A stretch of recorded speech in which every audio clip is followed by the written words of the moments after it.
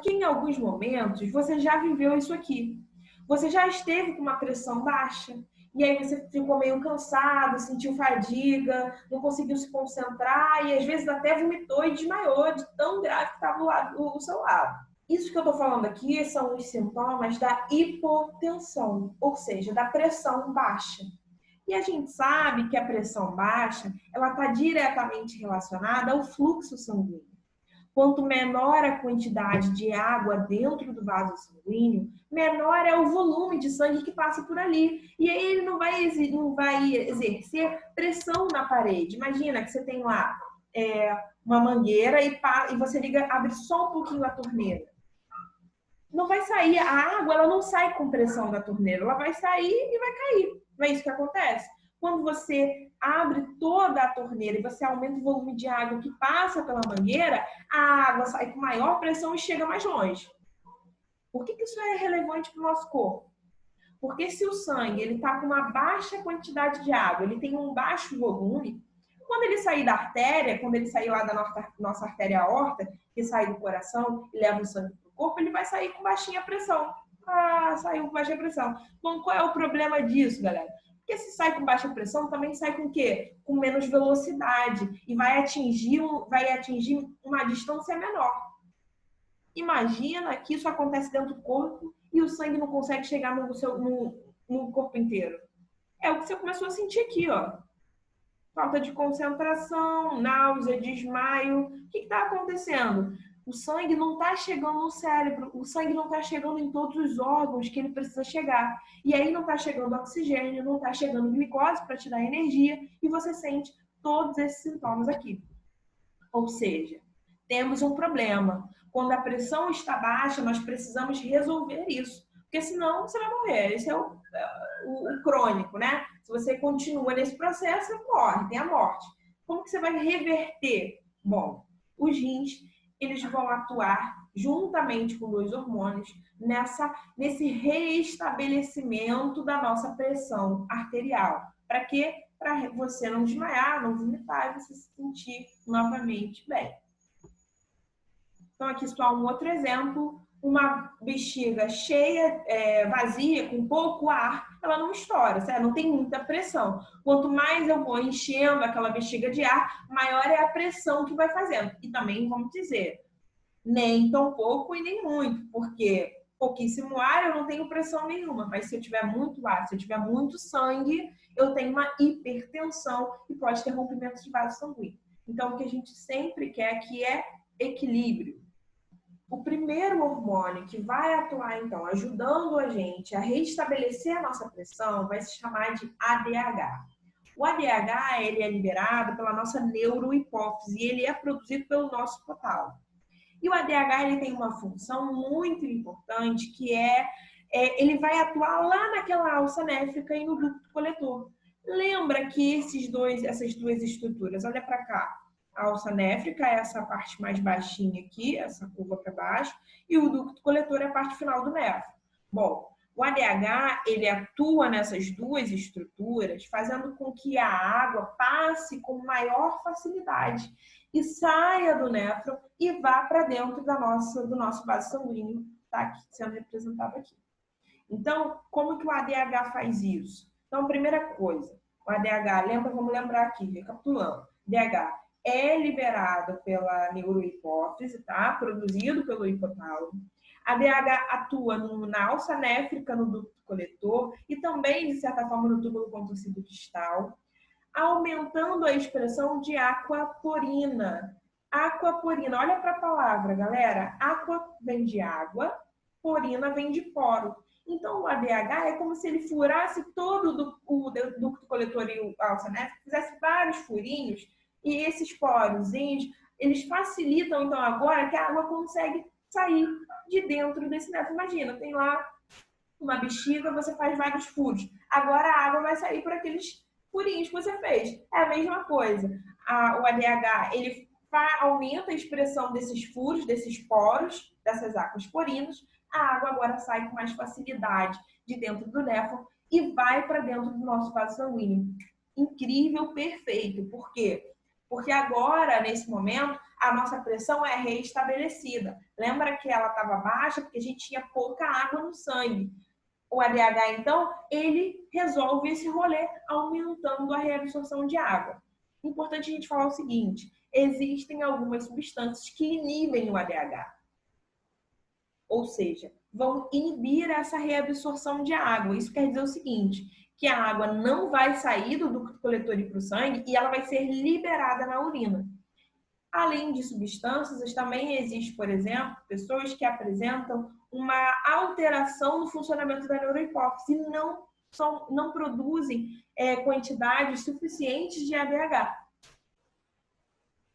Então, quais são essas substâncias que alteram o funcionamento do ADH? A gente tem, por exemplo, o álcool, a cerveja. Quem bebe sabe que depois de um tempo você não para de ir no banheiro. Por quê? Porque o álcool, ele inibe essa liberação de ADH e inibe a reabsorção de água. E aí você faz xixi muito mais vezes, você está liberando ali. E, inclusive, o efeito da ressaca está diretamente relacionado a essa situação. Porque a ressaca ela é um efeito da desidratação que o nosso corpo sofre no momento que você está lá ingerindo grandes quantidades de álcool. Então, o ADH, ele é chamado também de um hormônio antidiurético, ou seja, ele diminui a quantidade de água liberada na urina.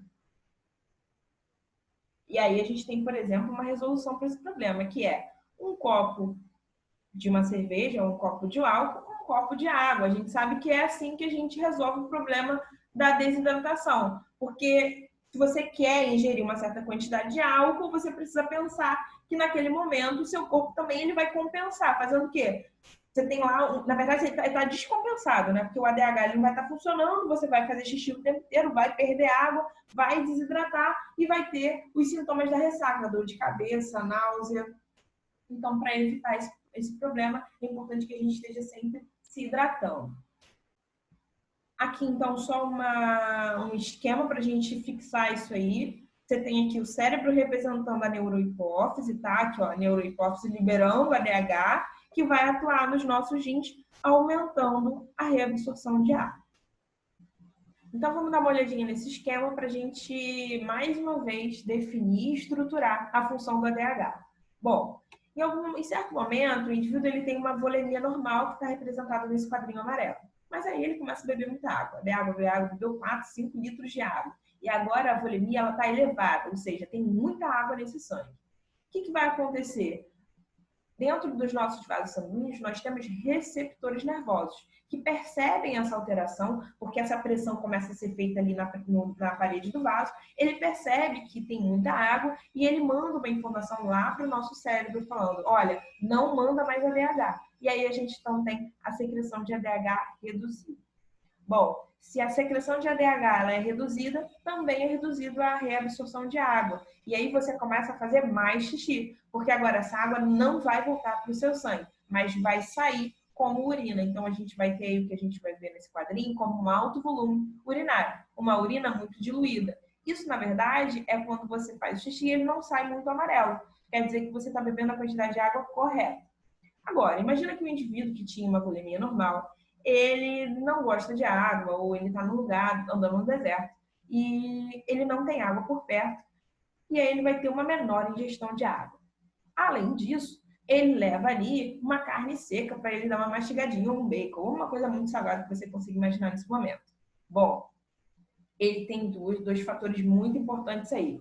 Falta de água e uma elevada concentração de sais, certo? Ou o que ele representa aí como uma sudorese. Imagina, se dá um pombo, né? Você não bebe água, come alguma coisa salgada e ainda tá suando pra caramba porque tá calor. Bom, aí realmente deu ruim pro seu corpo. Você vai ter uma volemia nesse momento reduzida, ou seja, baixo volume de sangue, tem pouca água no seu sangue. Igualmente, os receptores nervosos que estão no vaso sanguíneo vão perceber também essa alteração, porque eles são espertos e vão mandar uma informação lá para sua neurohipófise, para o seu cérebro, falando, olha, precisamos urgentemente de uma alteração, porque o volume está baixo, a pressão sanguínea está baixa e não está chegando sangue em todo o nosso corpo. O que acontece? neurohipófise, então, começa a secretar uma grande quantidade de ADH. E isso começa, então, a aumentar a reabsorção de água. E aí você vai fazer pouco xixi. Vai sair um xixi muito amarelo, muito concentrado, com baixa concentração de água. Porque o interessante agora não é perder água na urina, mas é manter essa água no seu sangue para restabelecer a sua pressão sanguínea. Mas não fica pensando que só o ADH vai fazer esse papel de auxiliar no restabelecimento da volemia. Existe um outro hormônio muito importante chamado de aldosterona. E olha aí para esse esquema. A aldosterona, ela começa por lá e ela é liberada por aquele gorrinho de Papai Noel que fica em cima dos rins, que são chamados de adrenais ou suprarrenais. A aldosterona também pode apresentar um outro nome, que é mineralocorticoide. E eu, particularmente, prefiro lembrar que a aldosterona é chamada de mineralocorticoide. Por quê? Porque eu gosto de saber que dentro da palavra tem uma dica que vai me dizer a função daquela substância. Se eu penso que a aldosterona é um mineralocorticoide, eu sei que ela vai estar associada a minerais. E aí eu começo a construir o meu raciocínio. A aldosterona, ela é liberada pelas adrenais e ela vai estimular a reabsorção de sais minerais. Quem são os sais minerais? Sódio, potássio, cálcio, cloro, beleza? Esses são os principais sais. Obviamente que existem outros, mas são os que a gente vai falar durante a nossa aula de hoje. Bom, então é importante a gente saber que a gente vai precisar lembrar dessa imagem e entender o seguinte, que lá durante o mionéfron a gente tem estruturas que são responsáveis por essa reabsorção. Túbulo contorcido proximal, alça néfica e túbulo contorcido distal vão atuar nesse processo da eliminação, ou na verdade da reabsorção de sais, do envio de sais para dentro dos capilares. Ou seja, a aldosterona ela vai aumentar a quantidade de água no vaso, mas ela vai fazer isso de uma forma diferente. Ao invés de ela aumentar lá os poros, os buraquinhos, ela vai, na verdade, aumentar a reabsorção de sais por esses capilares. Eu sei que você pode, nesse momento, pensar assim, mas o que tem a ver reabsorver sais com aumentar a volemia? Bom, vou passar aqui para essa outra imagem, porque eu preciso que você lembre daquela questão que a gente falava sobre a pressão osmótica. Quando eu aumento a concentração de soluto num espaço e deixo esse espaço hipertônico, o que vai acontecer? Aonde o soluto vai, a água vai atrás. Então, olha para esse gifzinho aqui. A gente tem esse meio aqui, que é um meio hipertônico, beleza? Ou seja, tem uma grande quantidade de soluto, e o soluto vai ser representado aqui nessa imagem por essas bolinhas marrons. E a bolinha azul é a água. O que vai acontecer dentro desse processo que a gente vai chamar de osmose? Eu tenho, então, a saída de água de um meio que está hipotônico, ou seja, não tem soluto. A água, então, vai em direção ao meio hipertônico, a fim de solubilizar esse meio. E eu sempre dou aquele exemplo, posso até parecer um pouquinho repetitiva, que é do café. Você colocou o café, pôs muito açúcar no café, a única solução é colocar mais café, mais líquido. Então, quando o meio está muito concentrado, ele está hipertônico, eu preciso colocar água para equilibrar esse meio. Então, o que vai acontecer? Voltando lá para a aldosterona, para a gente não esquecer. A aldosterona, ela vai começar a aumentar a reabsorção de sais minerais, sódio, por exemplo, para dentro do capilar. Ou seja, vamos voltar lá para aquela imagem do nosso néfron. O que vai acontecer aqui? A aldosterona ela vai atuar, por exemplo, no túbulo contorcido distal, fazendo com que os sais minerais, o sódio, por exemplo, saia daqui e vá em direção ao capilar. Em contrapartida, para não ficar uma grande quantidade de sódio, uma carga muito positiva lá no sangue, o que ele faz para equilibrar? Ele vai pegar, então ele aumenta a reabsorção de sódio, manda o sódio de dentro do néfron para o capilar, mas aumenta a secreção de potássio. O potássio também tem carga positiva. Então, enquanto o sódio sai do néfron e vai para o capilar, o potássio sai do capilar e vai para o sódio. E aí a gente volta lá para o nosso gifzinho. Por que que a aldosterona, então, está aumentando a concentração de sais dentro do sangue?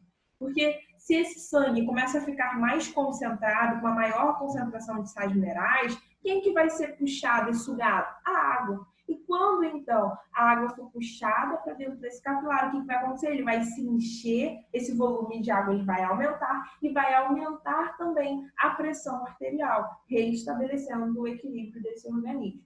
Então, a gente tem esses dois hormônios, a DH e a aldosterona, trabalhando na regulação da bulimia a partir da reabsorção de água e a partir da reabsorção de sais minerais. E, por fim, a gente tem um terceiro hormônio que quase não é falado, é um hormônio proteico, que ele é chamado de fator natriurético atrial. O que esse fator natriurético, o que esse peptídeo, né, que funciona como hormônio, o que ele faz com o nosso sistema renal? Ele vai agir de uma forma contrária ao ADH, por exemplo. Porque o ADH ele é um hormônio antidiurético, ele vai diminuir a concentração de água na sua urina. O FNA ele vai fazer o contrário, ele vai aumentar a liberação de água na urina. Por quê? Porque ele vai ser estimulado quando você está com uma hipertensão arterial. O que eu quero dizer com isso? Imagina que nesse momento você está estressado ou você comeu uma coisa muito salgada. Ou seja, a volemia, o volume de sangue está alto, a pressão nesses vasos sanguíneos também está alta. E, por exemplo, você pode ter uma outra situação que é a ativação do seu sistema nervoso simpático, que aumenta a contração desses vasos. E aí, esses vasos mais contraídos, aquele volume também faz uma maior pressão, podendo ter rompimento de vasos. Isso não pode acontecer. Então, olha só o que o FNA vai fazer. Ele vai dilatar a arteríola aferente. Vem para o desenho. Por quê? É por aqui que o sangue vem. O sangue chega pela arteríola aferente. Ele vem, passa por esse processo de filtração e depois ele sai pela arteríola eferente. Mas olha o que ele faz. Ele aumenta a dilatação da aferente e contrai a eferente. Para quê? Para fazer com que esse sangue fique mais tempo dentro dessa cápsula renal. E aí esse sangue ele tem uma taxa de filtração maior. O que eu quero dizer? Que aquela água que está no sangue, ela não vai voltar em grande quantidade para o sangue. Ela vai ser eliminada na urina. O que o FNA faz, então? Ele diminui a volemia, diminui o volume de sangue, o volume de água dentro do sangue, e com isso ele também tem a função de diminuir a pressão arterial. Então, é interessante se lembrar que ele tem uma função oposta ao ADH e ao aldosterona. Agora, é o momento que a gente chega na terceira parte da nossa aula, a parte final dessa aula, e a gente vai falar um pouquinho sobre o sistema imune, sobre o sistema imunitário. Esse tema que é um tema de grande importância para a gente atualmente. A gente nunca ouviu tanto falar sobre o sistema imunológico, sobre o que faz bem, como aumentar o sistema imune, como ativar. Essas palavras, essas frases estão recorrentes na televisão, nos jornais, já que a gente está lutando aí contra um micro-organismo que é o vírus do Covid-19. Então, a gente precisa entender como que o nosso corpo, a gente entendeu até agora, né, a nossa aula até agora, a gente viu como que o nosso corpo elimina o que é tóxico para a gente, que foi produzido a partir de um próprio metabolismo nosso, da nossa digestão. Agora, a gente vai ver como que o nosso corpo elimina, como que o nosso corpo lida quando uma substância que é estranha ao nosso corpo entra e está ali passeando pelo nosso sangue, pelo nosso tecido. Eu vou excretar amônia a partir da urina. Mas como que eu vou excretar um vírus, uma bactéria? Como que eu mando eles embora? Bom, antes da gente entender tudo isso, é preciso que a gente lembre o seguinte. Tudo aquilo que é capaz de gerar uma patologia, uma doença, vai ser chamado de patógeno. Os patógenos, eles podem ser variados, eles podem ser bactérias, como aquelas bactérias que vivem na nossa microbiota intestinal. A gente pode estar falando, por exemplo, de um fungo. A gente pode estar falando dos vermes, das tênis, dos nematelmintos, dos platelmintos. A gente pode estar falando até de uma própria célula nossa. Se a nossa própria célula está danificada e está mutada, sofreu um processo de mutação e se transformou numa célula cancerígena que não para de se multiplicar, ela também é um patógeno. Órgãos e tecidos que foram transplantados, ou seja, não são nossos, são agentes estranhos, também podem ser considerados pelo nosso corpo como um patógeno, como um agente estranho. Bom, a pergunta que surge é: como o nosso corpo tem a capacidade de identificar o que é nosso e o que não é? Como que, quando eu estou aqui vivendo normal, uma bactéria entra no meu corpo pelas minhas vias aéreas ou pela minha mucosa, e lá dentro, no meu sangue, no meu tecido, na minha célula, ela consegue ser identificada, que ela não faz parte desse corpo. Bom, em geral, os patógenos, eles liberam antígenos. E o que é o antígeno? O antígeno é a proteína que identifica esses patógenos. Cada patógeno tem um antígeno específico. E isso vai ser importante, porque aí o nosso corpo sabe quando aquele antígeno não é dele, não é self, não é dele mesmo, mas é de um outro micro-organismo que está o invadindo. Então, a primeira capacidade que a gente precisa falar do nosso sistema imune é essa, que é o nosso sistema imunológico é capaz de identificar aquilo que é nosso, que pertence ao nosso corpo, e aquilo que é estrangeiro, aquilo que veio de um outro micro-organismo. Lembra que antígeno é proteína. Tudo na vida é proteína, não seria diferente. Então, antígenos, na verdade, são proteínas específicas que revelam o caráter daquele micro-organismo. Bom, e aí o nosso sistema imune, ele tem alguns comandos, né? O primeiro é, você tem que reconhecer o que é seu e o que não é. Depois, se você reconheceu e viu que aquele agente ele não é do seu corpo, não te pertence, o que você faz? Ativa o sistema imunológico. Depois que o seu sistema imunológico é ativado, você chama o exército. O que eles vão fazer agora? Eles vão atacar esse micro-organismo que é estranho para o seu corpo. E uma outra coisa que eu não coloquei aqui é, depois que esse sistema imunológico é ativado, você pode atacar e junto com o momento que você está atacando, o que você pode fazer? Você também pode tirar uma foto. Esperar essa moto passar. Então, você pode atacar e você pode chamar uma parte do exército que vai estar ali anotando todas as características, tirando foto, para você lembrar depois, toda vez que aquele indivíduo entrar, você sabe que ele é um agente estranho. Então, eu gero o que a gente vai falar, que é uma memória imunológica. Bom, daí eu estou falando aí que o sistema imunológico, ele age.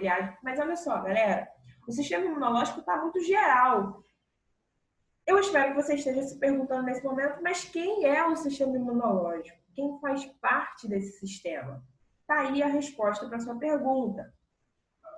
Os principais atores do sistema imunológico, eles são chamados de glóbulos brancos. E está claro aí porque ele tem esse nome, porque ele de fato ele é branco. E os glóbulos vermelhos, você viu logo atrás, são vermelhos porque tem a hemoglobina, que é um pigmento que traz essa coloração avermelhada. Então, primeira coisa, o sistema imunológico, ele reconhece, ele ativa, ele ataca e ele gera memória. Mas quem faz tudo isso, e quando eu falo desse sistema imunológico, é importante que você tenha em mente que eu estou falando dos leucócitos, dos glóbulos brancos. Aí a gente vai para essa imagem, onde a gente vai ver o seguinte. A gente tem o capilar sanguíneo, olha para cá, por onde estão passando os nossos leucócitos, onde passam nossas hemácias, glicose. E a gente tem aqui célula, certo? E esses espacinhos, galera, é o espaço intersticial entre as células. Então, o que está aqui dentro do nosso capilar, dentro do nosso vaso sanguíneo, vai entrar na célula. A célula agora vai começar a receber glicose, vai receber os leucócitos, as hemácias. e ela vai usar tudo aquilo ali para o seu funcionamento. Bom, usei tudo que eu tinha que usar. O leucócito fez a sua função, para onde que ele vai agora? Para um capilar linfático. É como se o sangue ele viesse trazendo as coisas boas, blá, blá, blá, enche a célula de coisas boas.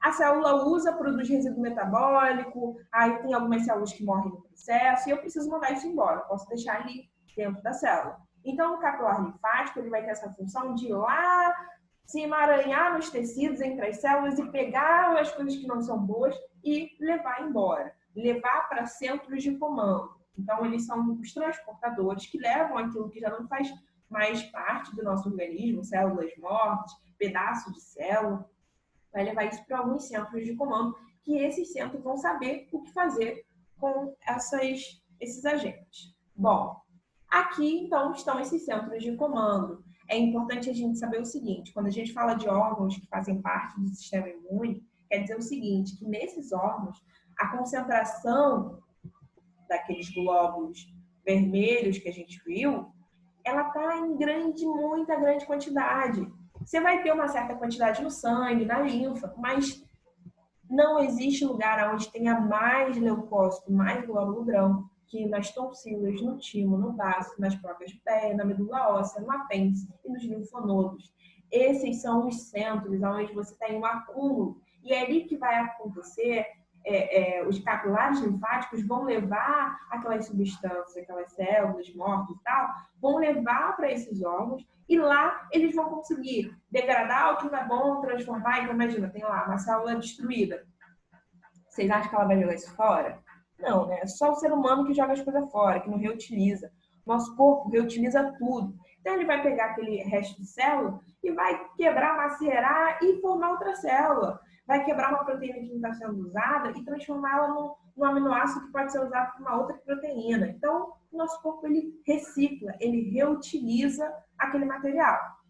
Esses centros de comando, então, tem aglomerados desses glóbulos brancos e são responsáveis representam, na realidade, essa barreira imunológica que o nosso corpo apresenta para reagir contra esses micro-organismos. Agora, leucócitos, de novo, é uma forma geral de falar dos glóbulos brancos, porque esses glóbulos brancos eles podem se diferenciar. Então, por exemplo, esses leucócitos podem gerar aquelas células que a gente vai chamar de agranulócitos, que não tem grânulo no seu interior. Olha aí para ela, é lisinha. Então, quais são os tipos de leucócitos agranulócitos, que não tem grânulo no seu interior? São os linfócitos e são os monócitos.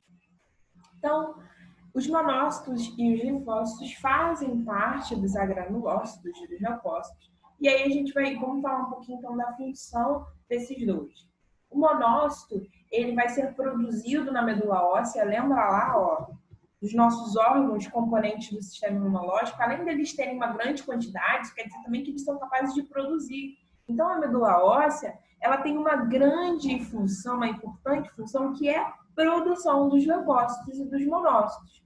Então, o monócito ele é produzido pela medula óssea, ele vai chegar na sua corrente sanguínea, vai migrar para o seu tecido e lá ele vai se diferenciar, vai se especializar como se ele fosse uma célula imatura ainda, e lá no tecido ele se diferencia em macrófago, que a gente vai ver daqui a pouco qual é a função.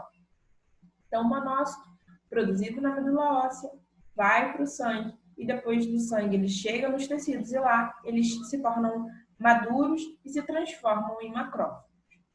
Bom, a gente também tem os linfócitos. Os linfócitos eles podem ser divididos em linfócitos T e linfócitos B, e eles têm a principal função de gerar a resposta, de atacar. Então, a gente tem, por exemplo, o linfócito T killer, é um linfócito T matador, que chega lá e já mata o micro-organismo, querem saber. Mas o linfócito B, por exemplo, vai ter a função de gerar a memória, é ele que grava a carinha daquele micro-organismo. E é o linfócito B também que produz os anticorpos. Então, por exemplo, você teve catapora quando era criança. O vírus entrou na sua corrente sanguínea, o macrófago foi lá, já estou até falando da função dele, englobou esse vírus, ficou lá segurando ele, chamou quem manda, que são os linfócitos. Chega linfócito T para matar, mas junto chega linfócito B com uma câmera fotográfica que tira foto daquele vírus da catapora. Hoje, se você entra em contato com um vírus da catapora, você não vai ter mais a doença, porque você já tem uma memória imunológica e o seu corpo já sabe como se defender. Ele já tem, na verdade, até lá a produção de anticorpos vai ser muito mais rápida do que antes, quando você não tinha nenhum contato. É isso que a gente vai falar de memória imunológica. Eu vou falar um pouquinho melhor sobre isso daqui a pouco, tá? Mas já vai absorvendo essa ideia aí.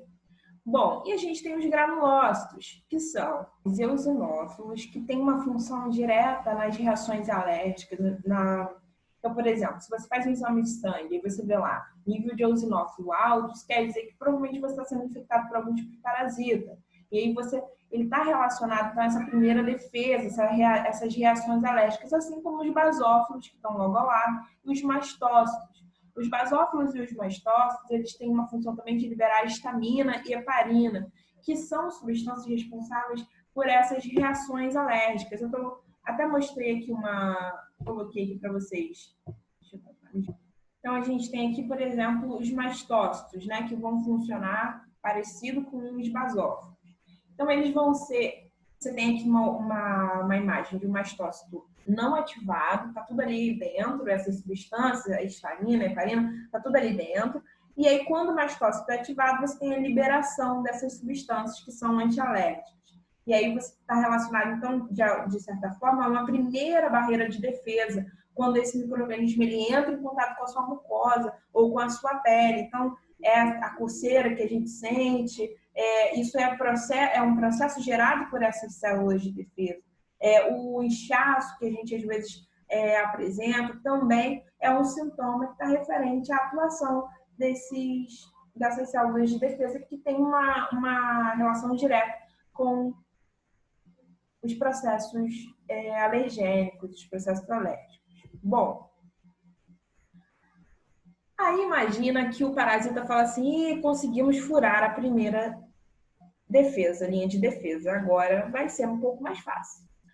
Ao mesmo tempo, o nosso corpo falou assim, olha, eu vou precisar adicionar minhas células de defesa imediatamente, vai ser tarde demais. Então, imagina o seguinte, o parasita, ele conseguiu entrar no seu corpo, ele passou pelos mastócitos, pelos basófilos, ele chegou no seu sangue, chegou no seu tecido, chegou na sua célula, tá lá o vírus. O que eu faço agora? Aí a gente volta para a nossa tirinha. Imaginem, então, e eu gosto de dar esse exemplo porque eu ouvi esse exemplo uma vez o Matheus falando e eu achei que ele faz todo o sentido, essa analogia. Olha só como que é maneiro. Imagina que você está numa festa. E aí, na festa, sempre tem um penetra. Sempre tem alguém tentando entrar na festa sem um convite, ou que é menor de idade. Sempre tem alguém tentando entrar na festa. Imagine que esse penetra ele consegue entrar na festa. E aí, ele tá lá dançando pra caramba e por algum momento chega quem? O dono da festa, né? Imagina que você é o dono da festa, você sabe quem você convidou. Você olha para aquele cara, fala assim, para aquela pessoa, aquele indivíduo, fala assim, pô, eu não convidei esse ser humano para minha festa. O que ele tá fazendo aqui? Quem é o dono da festa? O dono da festa é o macrófago ou o neutrófilo que está apresentado aí para você. É a célula que tem a capacidade de reconhecer o antígeno daquele parasita, daquele micro-organismo. É o único que sabe quem foi convidado e quem não foi convidado para a festa. É o único que sabe quem é o antígeno do próprio corpo e quem é aquele que não pertence ao corpo. Mas o convidado da festa ele não vai ficar mandando as pessoas embora. Ele está ali curtindo, fazendo o seu rolê. O que ele faz? Ele contratou um segurança. E aí ele vai e chama o segurança e mostra e fala assim, ó, tá vendo aquele cara ali? Aquele cara ali é penetra. Então eu quero que você mande ele embora. O linfócito T, então, são esses seguranças que vão agora resolver esse problema. Então, a gente tem, eu coloquei aqui o exemplo de um linfócito T, mas a gente sabe que existem vários subtipos de linfócito T. Imagina que você tem lá, então, um chefão, o linfócito T, que é chamado de um matador. É aquele que vai fazer o seguinte, ele vai pegar e falar, esse cara aqui é penetra, pum, joga para fora da festa. Eliminei esse antígeno. É aquele cara que já consegue destruir o antígeno de uma vez. Mas, às vezes, esse chefe, o linfócito T matador, fala o seguinte: espera aí, rapidinho, vou chamar uns outros seguranças aqui. E aí ele vai e chama o linfócito B. E chama outros linfócitos T auxiliares também. E fala assim, galera, vocês estão vendo esse cara aqui? Esse cara aqui é penetra. Ou, voltando para a analogia da célula, tá vendo esse cara aqui? Esse cara é um antígeno, é um agente estranho. Então, faz o seguinte, anota os dados aí desse cara, tira uma foto dele, registra aí, para a gente saber que da próxima vez que ele entrar na festa, não preciso que o macrófago esteja aqui, não preciso que o dono da festa esteja, porque eu já vou saber quem é penetra e quem não é. Então, o linfócito T ele tem essa função de orquestrar essa ativação do sistema imunológico, orquestrar essa destruição do micro-organismo e também de chamar o linfócito B para que ele memorize a carinha desse micro-organismo e toda vez agora que ele de novo entrar no corpo, você já tem uma reação muito mais rápida, você não precisa de todo esse boleto. Então, aqui só uma imagem que exemplifica todo esse processo. Então, você tem aqui o macrófago, ele vai fagocitar esse antígeno, aí ele destrói lá o micro-organismo, deixa todo o antígeno aqui e vai e mostra o antígeno para o linfócito T. O linfócito T reconhece esse antígeno e é capaz de destruir esse antígeno ao mesmo tempo que o linfócito B produz os anticorpos, que são outras proteínas também, que tem uma ligação com esse antígeno. O anticorpo é específico em relação aos antígenos. Então, o linfócito T pode destruir de uma vez só e pode chamar linfócito B e esse linfócito B produzir os anticorpos e gerar a memória imunológica. Então, aqui só um exemplo para a gente lembrar desses linfócitos B, como se fossem seguranças auxiliares, né, que vão fazer essa função. Auxiliar nesse processo de resposta imunológica. Bom, essa aqui é só para a gente entender que anticorpo e antígeno é como se fosse chave e fechadura, tem especificidade. Então, por exemplo, você foi, voltando ao exemplo da catapora, você foi infectado pelo vírus, seu linfócito B vai produzir um anticorpo específico para o antígeno da catapora. Toda vez que você for contaminado por esse antígeno, esse anticorpo já é liberado e consegue neutralizar de forma muito mais rápida. Importante a gente falar sobre isso aqui, até para a gente entender o processo que a gente está vivendo. Olha só, o linfócito T, ele vai mandar a informação para o linfócito T, né, que vai produzir o anticorpo e vai também gerar essa memória imunitária. Olha para cá, para essa curva aqui.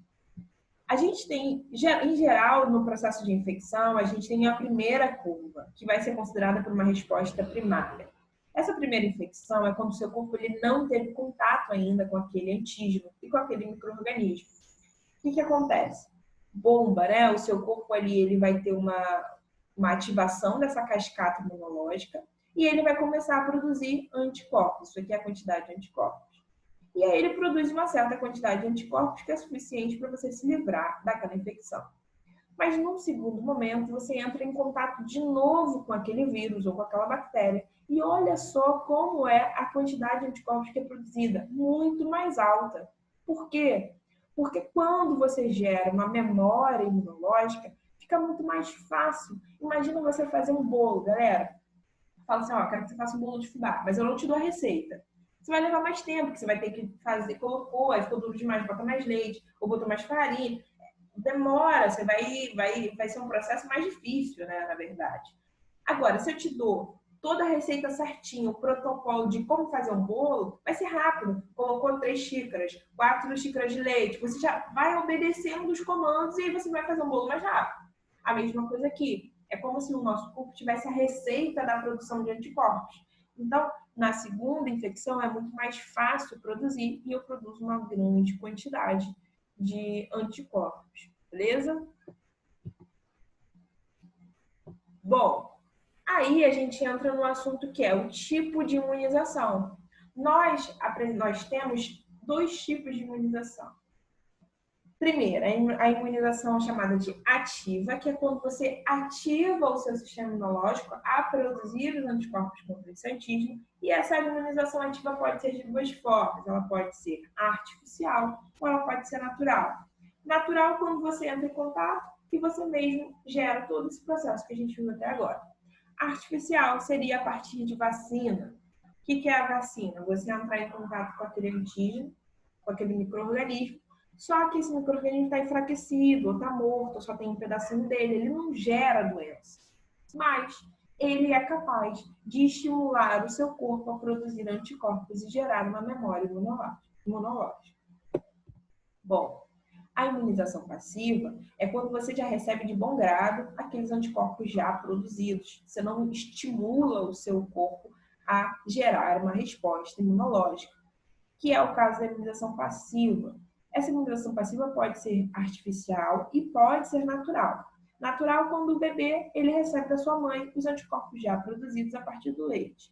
Artificial a partir do soro. E aí o exemplo que a gente vê aqui na tela é o soro antiofídico, né? O que acontece? O que tem lá no soro? O soro ele já tem os anticorpos que conseguem destruir esses antígenos. Então, vamos falar um pouquinho da função desse soro.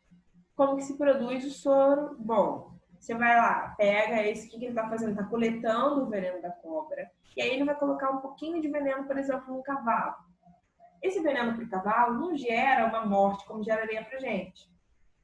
Então, esse cavalo ele é estimulado a produzir anticorpos contra esse antígeno que vem do veneno da cobra. Nesse momento, então, eles tiram o sangue do cavalo, purificam esse sangue, tiram lá desse sangue só o glóbulo branco, só os anticorpos, colocam no formato de soro e dão para você quando você é picado por uma cobra, ou por um aracnídeo, ou por uma abelha, ou por um outro animal peçonhento. Então, você no soro, você já recebe os anticorpos prontos. Você não tem que gerar aquela cascata de linfócito D, linfócito B. Isso facilita, porque o soro ele é indicado para situações de emergência. Não dá tempo do seu corpo reagir. Então, você já libera os anticorpos produzidos. No caso da vacina, a vacina é indicada. No caso da vacina, não tem uma indicação para situações de emergência, mas sim de prevenção. A vacina ela tem a função de estimular os linfócitos T, linfócito B, produzir anticorpos e gerar uma memória imunológica. Essa memória, ela pode ser definitiva ou ela pode ser temporária. Então, algumas vacinas você tem que ter reforço, a dose de reforço, né, de tantos anos, dura 10, 5 anos, mas, em geral, ela traz uma imunização permanente, de forma contrária ao soro. No soro, você é imunizado naquele momento. Então, você tem os anticorpos, eles destroem aquelas proteínas, aqueles antígenos do veneno, mas se você tiver contato com a cobra de novo, você pode morrer de novo. Você não está imunizado, não está imune contra a ação desses venenos. Então, aqui só um exemplo. Se tem aqui o veneno da serpente, ele é injetado na corrente sanguínea do cavalo, depois você separa os anticorpos, aí bota numa centrífuga, tira os glóbulos vermelhos, devolve para o cavalo, obviamente, porque ele não tem que morrer, né, por causa disso, ele está ajudando a gente. E aí você vai depois formular esse soro antiofídico e vai tratar as pessoas que tiveram algum acidente com algum desses animais peçonhentos. Bom, meus amores, essa foi a nossa aula de hoje sobre o sistema excretor e sistema imunitário. Espero que tenha sido produtiva para vocês. Eu sei que foi um conteúdo bem extenso, bem denso, né? Mas, assim, não precisa se forçar a assistir essa aula toda de uma vez só. Assiste um pedacinho, faz o resumo, dá uma parecida, volta, assiste de novo. Até porque agora a gente tem a nossa aula de exercício e você não pode deixar de assistir. Então, espero vocês no próximo vídeo.